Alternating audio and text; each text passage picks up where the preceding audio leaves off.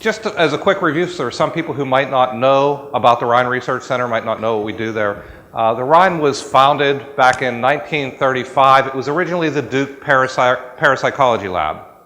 And it was at Duke University. J.B. Rhine founded it, and now it's moved off campus. It's not affiliated with Duke anymore. We're an independent, nonprofit research center. And we're known, the Rhine has always been known for doing top-notch laboratory research into different psi phenomena, everything from ESP to PK, but working very closely in a laboratory. Now, one of the things that many people, the Rhine is in Durham, North Carolina, because that's where Duke is, right?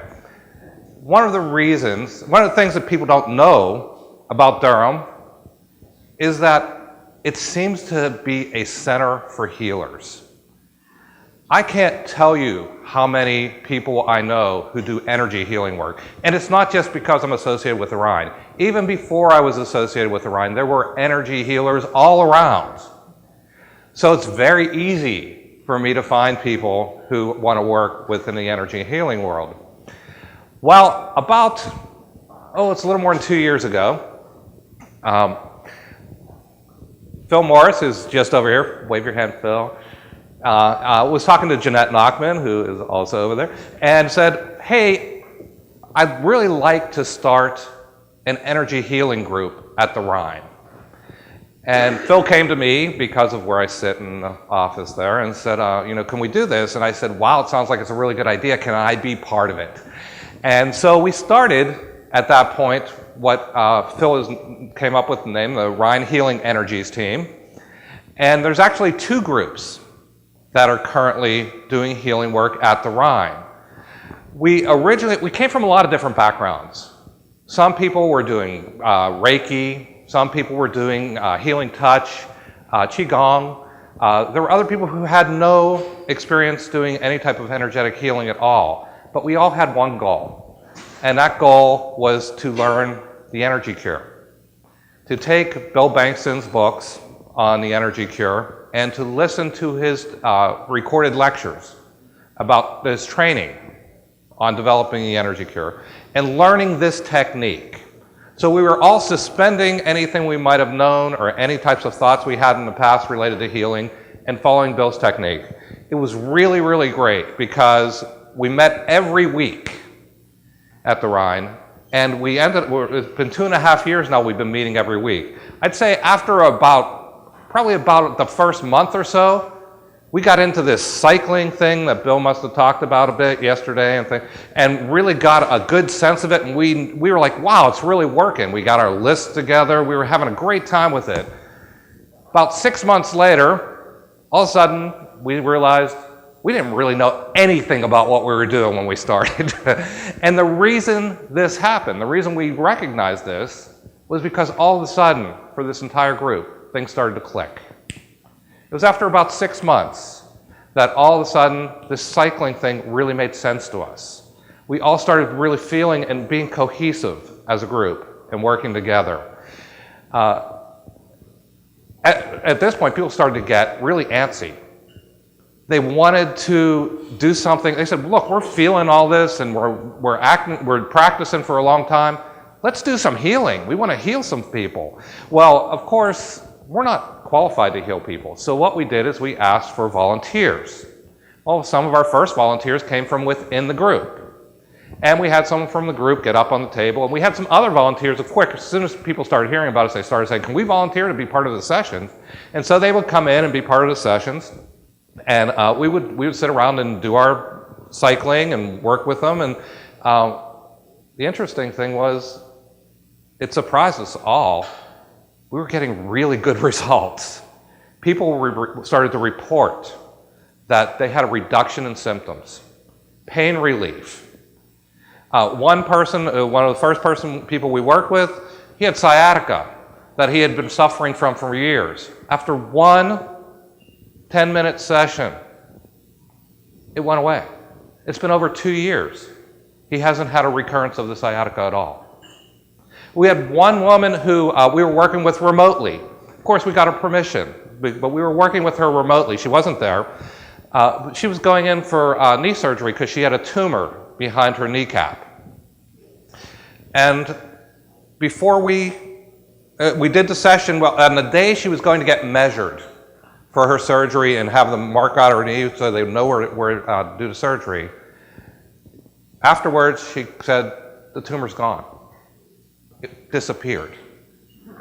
These were really remarkable and very surprising because, as Bill says all the time, I'm not doing anything. We weren't doing anything. We were just doing our cycling and focusing, but we had no sense that we were actually doing healing. This is really great, really exciting, but you know, I'm at the Rhine.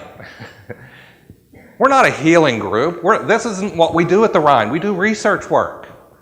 And so the next step was to find out, what is this healing stuff that we're doing? We have to learn a little bit more about healing. Well, isn't it obvious what healing is? If you can't read it, this is a Pizza Hut poster, and it says, "We have pizza." Obviously, healing is a biological process, right? It repairs damage or returns a system to perfect health. Obviously, that's what healing is. It's a little more complicated than that. There are different types of healing. And when we're trying to figure out, how can we do research on healing? How can we look into this in more detail? We first started looking at what are the different types of healing and having discussions about this within our team. There's physical healing, of course. There's also psychological healing, things related to the mental or emotional world. Spiritual healing, you might call it transpersonal, related to connections between people, having meaning in your life. There's other types of healing as well. Anybody know who this is? Yeah?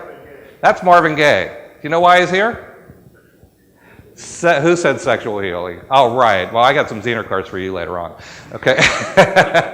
There's a lot of other kinds of healing that can go on. But before we can really think about studying healing, we have to figure out which type of healing is occurring. Besides the types of healing, there's different agents who might be doing healing. Medical professionals, of course, provide healing as the agent.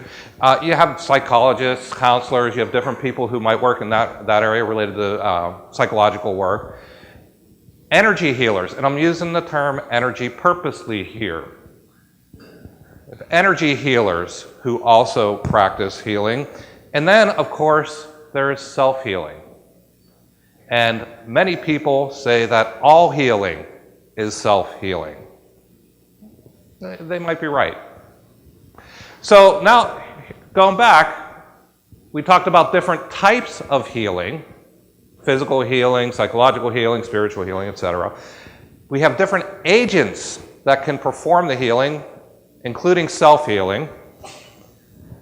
And then these agents can take different approaches to healing. Sometimes they can try to provide a direct intervention. For example, surgery, a medication to correct some sort of chemical imbalance. Sometimes it's more holistic. It's related to a whole person. It's often more gradual, not quite as directed. But besides having those two different approaches, you have some people who are actually very intentional, very focused on the type of on what they're trying to do. They're intentionally trying to heal a specific location or a specific thing. Where you have others who it's more unconscious.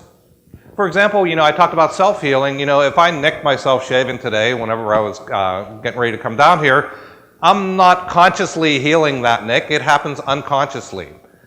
A lot of self-healing, almost all of it, happens unconsciously. So these are different approaches. So now we have different types of healing. We have different healing agents, including energy healers or self-healing. We have different approaches to healing, whether you're focused and trying to heal something specific, doing more holistic, whether you're really intentionally doing something or it's happening unconsciously.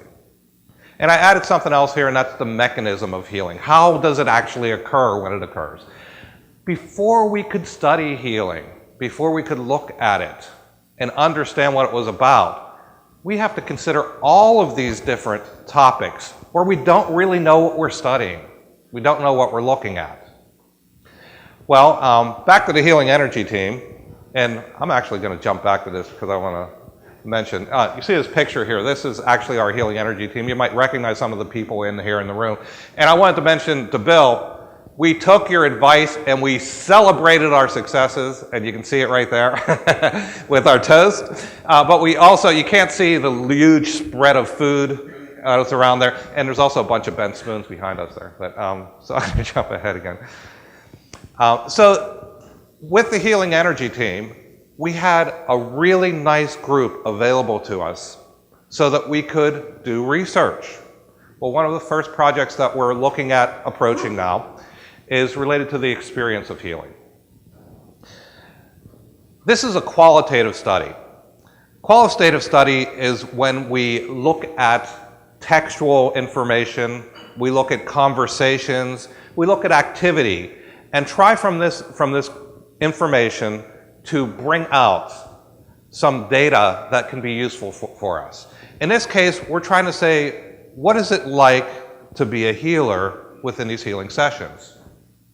So each person, we have surveys, we have different information, different forms for people to fill out to describe their experience during the healing session. We're also asking the volunteer, if we have a volunteer who comes in and we're treating them, we're asking them to also fill out some information to tell us about their experience during the healing session. For example, if they had pain relief, we want to know that. Sometimes it's immediate, sometimes it might be later, so we might follow up with them at a later time. But the idea is to try to get some textual data related to this. Also, and I think pretty much anybody who's in the group would agree with me, we don't feel like we're actually responsible for the healing. There's a group experience that we have. And this developed over a period of time, but it's very, very different than individual healing experience. And so we're trying to also have a discussion about how it is for each healer working within the group to get a better sense of that group experience of healing. Our goal with this project is to create a description of the experience of what it's like to be part of a healing session. And one of the reasons we want to do this is because if we want to understand healing, we can't just look at the data that we get out of the lab. We have to put it in context. So the only way to really put it in context is to talk to the people who are doing it, the ones who are involved with it. See what they're feeling, see what their experiences are, and then apply our data within the context of what they're doing. So this is one of the projects that we're starting. A second area that we're looking into is biophotons. Now, I heard that there was a talk yesterday. I'm sorry, I got caught in traffic and I got here late and I missed some talks. But I heard someone was talking about biophotons yesterday, and so I don't know how much detail they went into, but biophotons sounds like a pretty complex and far out kind of thing, but actually it's really, really simple. All it is it's low-level ultraviolet light emissions from organic matter. Any organic matter. Whether it's plants, animals, people, even cells. Like, for example, we had red blood cells that we found have biophotons are emitted from them. Any organic matter emits a really low level of ultraviolet light. There's a man named Fritz Popp who, back in the 1970s, he started doing some research related to ultraviolet light emissions from plants. He was looking actually at organic versus non-organic plants, and trying to see if there was in healthy plants versus the not healthy plants, to try to see if there was a difference. His theory was that, well, healthier plants are going to emit more biophotons because they're healthier, and organic plants will emit more because they're grown organically and they're more natural, and he was right about that. But it's not only related to the health of the organism, it's also related to stresses on the organism. There are some, for example, there's some fish that when they become injured, they emit ultraviolet light, and it attracts other fish to them, which might not always be a great survival mechanism. But there are some animals that do emit ultraviolet light when they're stressed. But the other thing Fritz Popp found is besides this organic matter just emitting this and having more at different times, it also seemed to be related to some sort of cellular communication. Now, this was far out stuff back in the 70s. People really didn't understand what he was talking about, and it didn't really fly with the biology, the community in biology, medicine. It really didn't work with them at all. It was on the fringe. Actually, Fritz Popp was relating some work that was done back in the 1920s over in Russia. But it took 50 years for it to get revived in the United States. Well, since that time, it's taken another couple decades, but I'd say within the last probably about 10 years or so, Fritz Popp work is starting to become more and more recognized in the traditional sciences. In Stanford, Cornell, MIT, they're studying cell communication using ultraviolet light. They're also looking at, there's bioenergy labs in Germany, where Fritz Popp originated some of his work, and also Japan and India. They're all doing bioenergy work. So this concept is starting to catch on. It's being taught in the upper levels of biology courses. And people are studying it to try to see, cell communication using light kind of sounds a little bit like some of the technology we might use for some of the electronics we have. So it is starting to catch on quite a bit. What does this have to do with healing? Well, I'm not sure, but at the Rhine, we have this bioenergy lab. The bioenergy lab is, I've talked about this in a bunch of different forums, and it's been written up a few times, so I'm going to go over it pretty quickly here today. But the bioenergy lab is essentially a dark room. We're looking for really, really low levels of light, right? So we need a really dark room. And in it, we have this machine, which is a photomultiplier tube, PMT. And it's a really, really sensitive piece of equipment. It can measure a single photon of ultraviolet light every half second. One photon every half second it can detect. Now, when I have my room, my dark room all set up, and I have the system cooled, and I have everything running properly, if I close it up and no one's in the room's completely empty, I usually see about 3 to 5 photons a second. That's like no light. There's hardly any light in this room at all, which is really good. And then when I bring a person in, doesn't matter who it is, me, you, anyone, doesn't matter. Anybody comes in and sits in front of the machine, that baseline jumps up to about 12 to 20 photons. We glow. We have this natural glow. We emit biophotons, this ultraviolet light from our bodies. So what we're doing in the lab is we bring in people who are healers, people who have done martial arts, who talk about qi, people who've done who've done meditation, well, maybe them as well, but people who do meditation, who talk about kundalini energies moving through their bodies. And we say, okay, come on in and sit down, don't do anything. Let's get a baseline reading on how much light you're emitting naturally. And then we say, start your healing. Start your martial arts or your meditation. And we look for variations from that baseline. Any changes from the baseline reading? Well, about 10% of the people that we brought into the lab show variation from the baseline.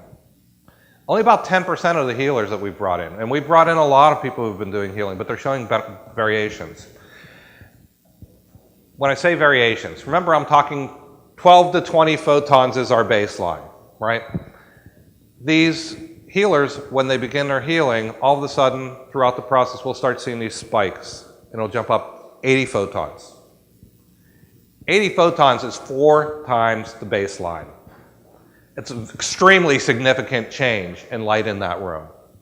We have people who goes up to 200, 2,000, 400,000, and we've even had 2 people go over 1 million photons a second from 20 at the baseline. And what happens is when they start their healing process, after a brief period of time, we'll start seeing some jumps and start seeing these levels going up high. And then we'll say, stop, take a break, and it goes right back down to the baseline. We say, start again. It goes back up again, and we start seeing this. So it seems that there is something related to the process that's going on for 10% of the people we're bringing in, that they are demonstrating or expressing more biophotons, or some people might say recruiting those biophotons to them. It's more light is occurring in the room. We have some successful healers, people who have been doing healing for a long time, who have had a lot of success, have a career doing healing. They show no variation. In fact, Bill, I hope you don't mind my saying, when Bill came down to the Rhine a couple years ago, I asked him to sit in the bioenergy lab, and he did his cycling, and we got no variation. So he was part of the 90% that we didn't see a variation related to this.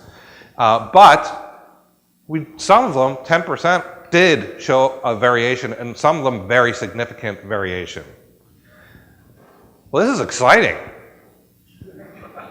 Are the biophotons healing energy? Have we finally found this? You know, people talk about energetic healing. You know, light is energy. Light is electromagnetic energy. You can take the wavelength times Planck's constant and you get an energy reading. So are we finding this energy? Chi. We have martial artists come in. We're finding the biophotons when they're doing manipulation. Are we finding this chi? Are we finally finding a reading we can take to find this energy? Seems like it. Really exciting. But, you know, I got this little scientist, he sits on my shoulder and he talks to me and he said, you know what? Maybe it's something else. Maybe it's not this light. Could it be something different? What about psychokinesis? We know from experiments that were done in pair, you see, I think some of you guys saw the mind lamps here last night, and a little Celeron, random number generator. This is a machine that Helmut Schmidt put together and was working on it with the Rhine back in the 70s. And that's the guy from the Matrix spending this phone. But these other ones are actually real life type of things, and people have an effect on machinery. Intentionally, you can affect machines. But not only intentionally can you cause random events to occur, electronic systems to vary, quantum processes to vary. I guess it's been about a year and a half now, I went to do an investigation of a poltergeist where there was a little child who's 11 years old, and he was having effects on electronics, computer systems, on printers, remote controls, TV sets, telephones, smoke alarms. He was having effects on all of these things, and it was disturbing to him. He wasn't doing it on purpose. It was unintentional. So here I am, and I'm thinking, wow, this stuff can happen unintentionally. I have people going into this dark room, and I got this really, really sensitive piece of electronic equipment in there. And this really sensitive piece of electronic equipment is showing me variations. It's showing me that there's electronics or it's showing me that there are photons being produced, because that's what it's designed to do. But maybe they're actually affecting the machine. Maybe they're not producing light. Maybe they're actually expressing PK. Well, how do I test this? You know, my machine is designed to test light, and I'm putting them in a dark room with a machine that's designed to test light. How do I test if it's PK or light? It was a dilemma, but it actually turned out to be a really, really simple solution. I put them in a dark room and I closed the shutter. No light could get into the machine. And so I took one of our healers who has come die repeatedly and has shown consistent results with biophotons, always getting high readings with biophotons. Turns it on and off like this. And I said, go in the room, and we closed the shutter. I still got photon readings. He was doing PK. I'm not saying there wasn't light that was being produced, because I still believe that there is light that's produced. But he was at least supplementing his results with having PK effects on this machine. So here now, I want to know, is this guy, he's getting PK results. Can I make sure that it's not just something that's kind of a weird thing that's happening in a bioenergy lab? So I have PK testing I can do in a bioenergy lab, but also I had to have the Celeron random event generator. So I had them do some testing with this. And doing some testing using their standard software, which is really great software, Roger, I want to mention. Really great software. We do some testing with it to see if he could go out of bounds, knock it 2 standard deviations off the mean. Not only did he knock it off the mean, he knocked it out of the park. I ended up doing, and at one point, he not only worked on it directly within the lab, but at one point I had him use Skype from his home in Georgia to Durham. And he's looking at the machine, and we did 30 trials. I was trying to get a sense of, what he could do. We did 30 trials. 11 of them were very significant, more than 2 standard deviations. Some of them were just way more than 2 standard deviations off. 11 out of 30, that's really unusual. But he was consistently doing this. We're still looking at the extent of this. We also used other electronic devices that were related to, that were designed to detect electronic interference.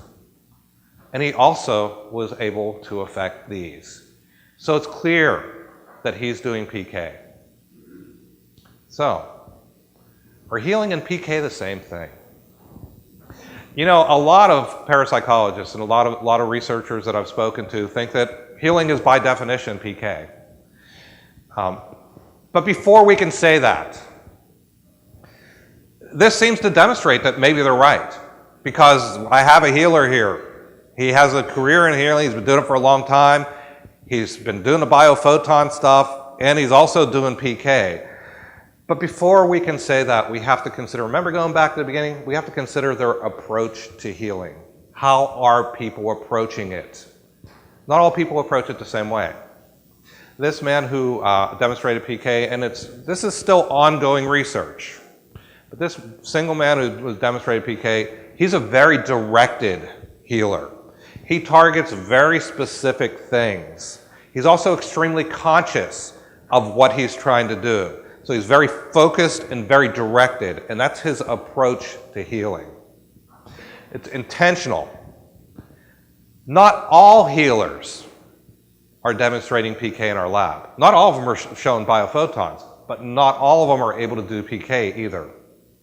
So it seems that there may be something related to the approach that you take to your healing activity that may determine whether you're using PK or you might be using another method. So, what have we seen?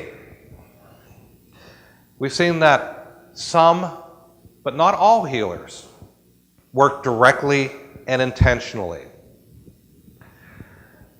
Some healers use a more holistic approach, and a lot of healers are not conscious of the type of healing they're doing. They're not aware of what the mechanisms are or what's going on, and they're not creating dynamic images of what's happening. They're more just allowing it to happen. Some healers who use this more holistic approach, they don't demonstrate biophotons in our lab. At least one healer who uses a very directional approach demonstrated PK effects.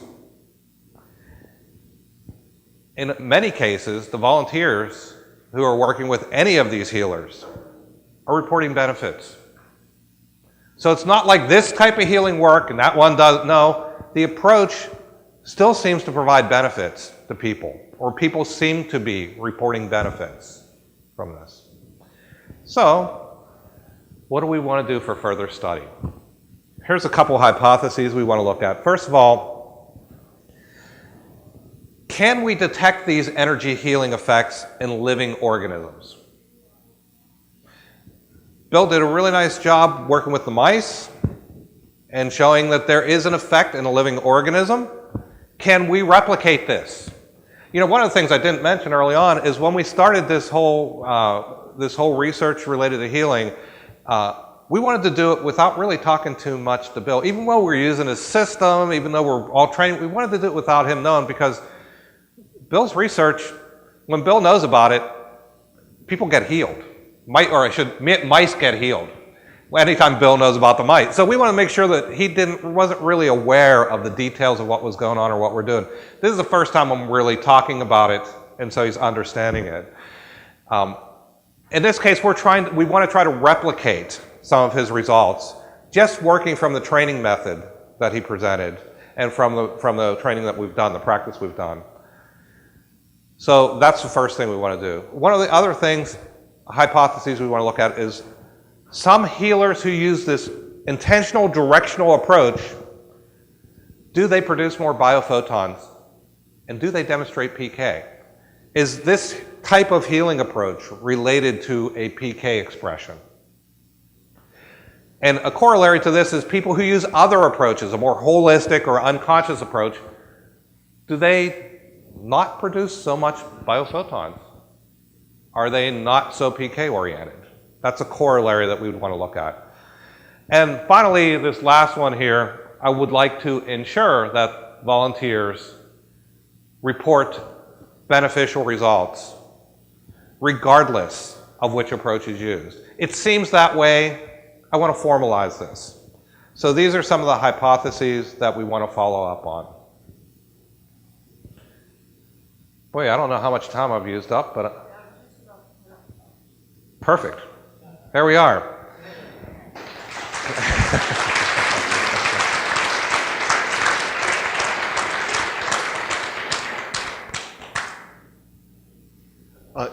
I want to follow up on your biophoton angle. Early in the biophoton, one of the earliest researches by Gerwich had to do with biophotons from cell division. Yes. So I'm wondering, it seems to me the important question is, have you thought or have you already done biophotons emissions of the person or organism being treated? Because it seems like to me, if you change the rate of biophoton emissions from the target object, that would be the more interesting question, or the correct question with regard to whatever healing is taking place. Yes, we've done different things with the Bioenergy Lab. It's been running for 30 years. They've been doing a lot of different work in there. But what we have had healers in there alone when they're doing their healing work. We've had healers in there with someone that they were treating, and we found that there's emissions during that time as well. We have done studies where we've had healers outside the room and had someone inside the room who was being treated. Unfortunately, we didn't see any results when we did that. We didn't see variations in biophotons. One of the things that I'm really interested in is to get another photomultiplier and set up another dark room. So I can have a healer in one room and have someone being treated in another room and see if I have consistent correlations between the variations in photons. This would give me a better sense of whether there's a signaling mechanism, and this is a mechanism that might be used to make healing occur. So we've thought about this. We haven't seen results like that yet, though. One more short suggestion. You might want to think about, can you increase growth rates? And that might be that might help you narrow down what you're doing to get a better definition. I have a young researcher who's just joined us who is very interested in that topic. Hi, Dale. Okay, you just answered the question I was going to ask, so then I'll just make a comment. Back in 1976, in the Soviet Union, a researcher, Edward Nauma, was publicizing on mitogenic radiation, which is basically UV radiation, hypothesizing that this was the way ESP worked, through this kind of cellular communication. Unfortunately, the Soviets took a dim view of that and locked him up in prison for a couple of years because they thought he was giving away important secrets to the US government. So for those of you that think you're being persecuted by the bureaucracy in this country, think back then. And related to this, Dale, I talked about healers today. We've had other people doing different psi phenomena in the room and demonstrating biophotons as well. So it's not just isolated to healers. You mentioned also in passing that you used detectors to detect electromagnetic interference, I believe is the words you used. Could you describe what those instruments are? And also with regard to the PMT room, Can people visit the lab and be tested? Do you take appointments for that? First, related to the electronics that are designed specifically to detect electronic interference. I'm sorry Ross left because he's an electrical engineer. I'm not. So I can't tell you the details of the systems, but essentially they're systems that were designed so that if there is electrical interference, they'll register motion. So it'll register by showing some motion in the system. I don't know the details of the electronics, so I can't tell you about that. In terms of coming to visit the lab, I'd be happy to give you a tour. I always give tours of the lab. I told you there's healers coming out my ears in Durham. People oftentimes want to be tested in the lab. I have to prioritize my time a bit, so it's not always easy to fit people in. But if you're interested, you can talk to me. Yes, my question is about creating an intentional space that promotes whatever you're doing. In your case, healing. I've had experiences with that and other phenomena, and you find it in the literature too, how creating an intentional space where things happen. I don't know how you would do a research, comparison, your space with going off where you don't have a space, individual healers, and see what the results would be. But I think it'd be an interesting thing to look into. That sounds very interesting, and in fact, Jeanette, weren't you mentioning this to me? Weren't we talking about this at one point? You might want to talk to Jeanette Nachman. She and I were talking about this because we do have a single space that we work in on a regular basis. I was intrigued by your description that it was a very directed, focused, intentional healer who was producing PK effects during his healing sessions, because an important feature that he has in common with your poltergeist, which you did not mention explicitly, is that the PK was unintentional. He was doing a healing session, and this PK was showing up as a side effect. I had hoped that you would develop that concept in somewhat more detail, but you never got back to it. Well, this person in particular, he talks about his healing as if it's all electrical. Everything is electrical. And he considers that he has the ability to manipulate electricity. And so he sends positive or negative ions and sends electricity through the body. And so this is how he intentionally does his healing work, affecting this is his words, affecting the electrical system of the body. I don't see that because I can't directly measure that, but these are his, and so as I was saying, we have to take our data in the context of the people who are experiencing it. So that's why I mentioned that he's very intentional and directed, because that's the way he describes it. Hi, John. Hi. This is great. This is just great. Thanks, Mike. As you know, I've worked with and studied with Dr. Lawrence Lashan, and he's always telling us that when he would talk to healers or to mediums or to anyone doing science, say, how did you do it? Each one had a different recipe on how they did it. So then he changed, and his goal was to understand, to work on a theory of how this all works. So then instead he asked, how do you experience reality? How do you experience the world when this psi event is taking place? And that helped, and so then everyone, out of like 50 different recipes of, I face the east, I do energy, I do electricity, he found it boiled down to fewer, more common method, experiences. I'm at one with the person, and I feel usually it's the oneness and the love. Now, I guess it's not always, especially if someone is just you say, okay, do a healing, they scratch their head and they can do a healing.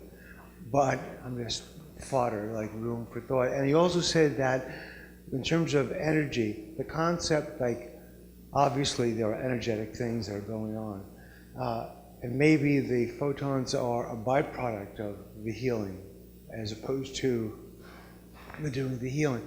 And so he says, but he always cautions us about to not work within that as a concept in doing the healing training or doing that, because not to talk about energy, because that freezes one's mind to think of energy as we usually know it, electricity from here to there, and time and space. Right. Usually what's going on, is for many people's experience, is outside of time and space. But this is incredible. I mean, it shows like two worlds. Well, very good suggestions about, taking worldview into account when we're talking about healing, because I think that has a lot to do, more than just the experience, but how they put it in context within their own life and within their view of the world.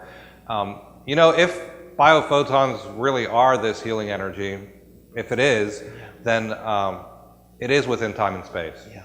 And it is measurable, Exactly. and we can find it. Exactly. So there's different perspectives, and I think the different approaches might have a lot to do with it. Exactly. But we'll find out more as we study more. Thank you, John. This is great.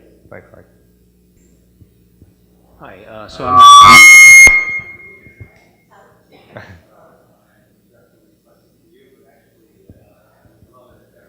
conference, and everyone going forward in time could think about this as well.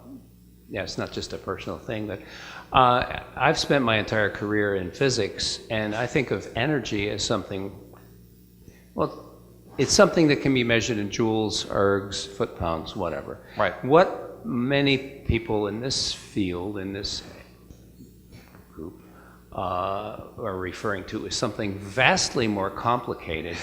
And in simplest terms, I wish people would use a different word than the word energy. Well, I think everyone knows what I'm talking about here. I would like to see what you would have to say. Yeah, you've used the word, in your talk, you've used the word energy Purposely. with both meanings. I use it purposely, though. Okay.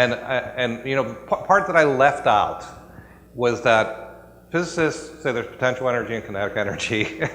Your guys are talking about something completely different.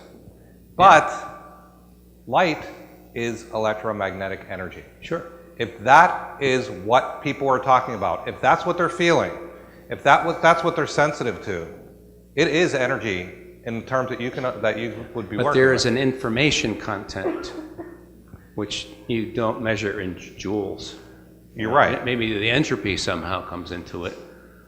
But I just wish people would be more cognizant of this distinction between the two meanings of the word. And I wish there were some other word that people could use. Yes. I don't know how to measure mojo. Yes, I absolutely agree with the last speaker, and I think the best word was invented by an Italian mathematician back in the 50s. He called it syntropy. It's the complement of entropy, and it's what I will be talking about, life energy, I will call it. Anyway, what I really wanted to say was about the computerized Kirlian system developed by Konstantin Korotkov, which I have at home. Do you know about that? And this is quantitative, and it could be a very good adjunct to your work, especially for the effects on the healees. I'm not familiar with what you're talking about, so we can catch up afterwards if you want. Yeah, we can talk about it later. Okay. Yeah. Great. This is an easy one. Slightly off topic, though. One of your slides, you had a picture of Nina Kalagnia. Yes. I wanted to get your view.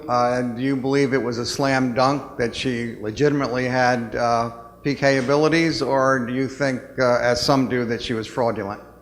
I really don't know. I had her on the slide because I was talking about PK testing, and there was a lot of PK testing around her. Besides, I wanted to make it an interesting slide. I don't have, I haven't really looked into it enough to know if there was fraud or not. I think, many people who are involved, who do PK, I think a lot of them have abilities and they express abilities, and oftentimes they get put into a position where they have to demonstrate it on demand, and oftentimes in entertainment type of situations. And they're not always so good at it, so sometimes they might resort to other things. That doesn't mean that they didn't actually have some ability that they can do sometimes. It means that sometimes they might also do fraud. So Thank you. I think that might answer your question. Hi, Brenda, how are you? Hi, John. I'm delighted that you're continuing or looking into this area of research. I might point out, however, we've known Fritz Popp since the early days of his work. In fact, he was one of the founding members of our ICRL organization. So we've talked about this phenomenon many times, and I believe that for him, the magnitude of the biophoton emission was less important than the coherence that he was observing within that emission. And I might suggest that you look into that. He felt that healthy organisms projected a more coherent pattern of biophotons, and unhealthy or less vital organisms produced more random patterns. So I just put that out as a suggestion for you to consider in the future. Thank you very much. You know, one of the things one of our best performers in the bioenergy lab, who consistently gets really high numbers, after working with him for a while, I realized he was just trying to get really big numbers. And so he'd go in and try to get really big numbers, and we got them consistently. But then I talked to him and I said, when you do your healing work, is that what you do? You just kind of like try to get these really, really big surges? He goes, no, I don't do that at all. And I said, well, do what you do when you heal, because I want to see what healing is about. I don't want to get big numbers. So it's related to what you're saying, Brenda, in that I would like to see the natural type of order of things and see how biophotons are within that area, rather than looking for the biggest numbers we can possibly get. Although the big numbers are pretty cool too. So, thank you very much.